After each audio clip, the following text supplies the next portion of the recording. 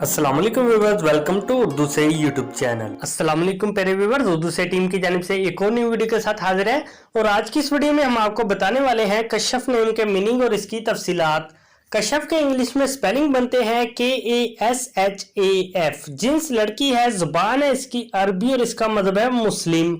Mining है इसके जाहिर करना, अल्हाम घुलना। कशफ नाम का शुमार लड़कियों के नामों में होता है। कशफ नाम की इब्तदाई तारीख अरबी जुबान से निकलती है। कशफ नाम के अफराद के लिए खुशकिस्मत नंबर 2 माना जाता है। कशफ नाम का मतलब है जाहिर करना, अल्हाम घुलना। जबकि खुशकिस्मत दिनों में अतवार और मंगल शामिल है। खुशकिस्मत वाली धातों में हिस्सों के हिसाब से तांबा शामिल है। कशफ नाम के अफराद के लिए मुआफिक रंगों में सुर्ख और हल्का सब्ज रंग शामिल है। कशफ नाम के अफराद के लिए मुआफिक पत्थरों में पखराज शामिल है।